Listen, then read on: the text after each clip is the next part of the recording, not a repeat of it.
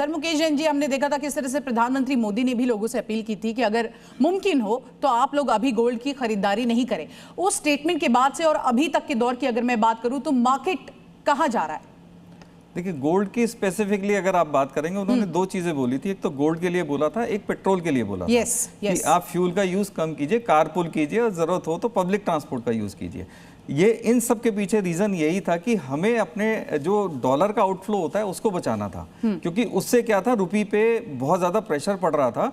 और अगर ये युद्ध रुक जाता है तो हमारे पास चीज़ें थोड़ी सी नॉर्मलाइज होंगी। सर ने बोला, सचदेवा जी ने, कि ये इसमें 6 महीने से साल भर लगेगा, वो बिल्कुल ठीक है। लेकिन ओवरऑल जब हमारा फ्लो रुकेगा, कहीं ना कहीं जब पेट्रोल के या ऑयल के ब्रेंड के रेट कम आएंगे तो इसका मतलब आउटफ्लो पे भी फर्क पड़ेगा तो ओवरऑल इकोनॉमी कहीं ना कहीं बूस्ट करेगी, but it will take time. समय की बात है। वैसे विपुल जी, क्या हम कहें ये रणनीति जो है कि buy gold and sell equity ऐसे मौजूदा समय में ये काम करती है?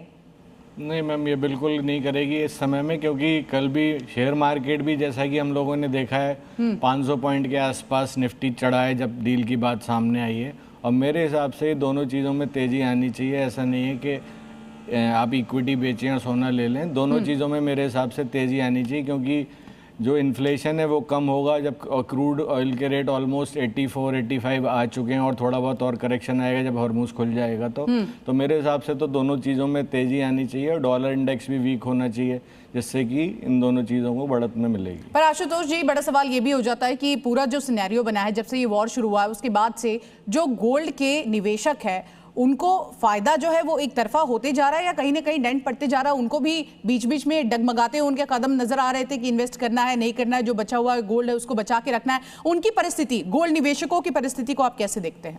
देखिए, गोल्ड निवेशकों ने अपने आप को बड़े कॉशन में डाल दिया इस पीरियड में।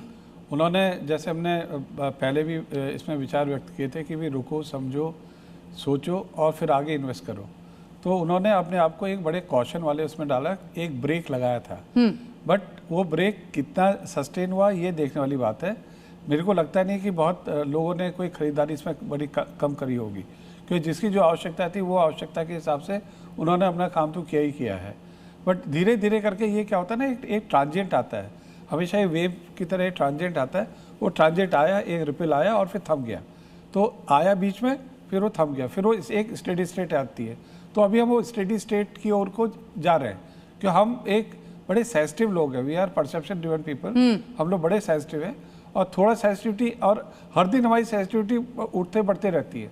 तो रिपल आता है फिर थम जाता है, रिपल आता है जब बुलबुला बनता है, फिर थमता है, फूटता है, फिर बुलबुला बनता है, फिर थमता है। सर वैसे मार्केट भी आजकल बहुत सेंसिटिव हो गया है और आप देखिए किस तरह से वहां पर भी ये सेंसिटिविटी कहीं ना कहीं दिखाई देती है। रविंदर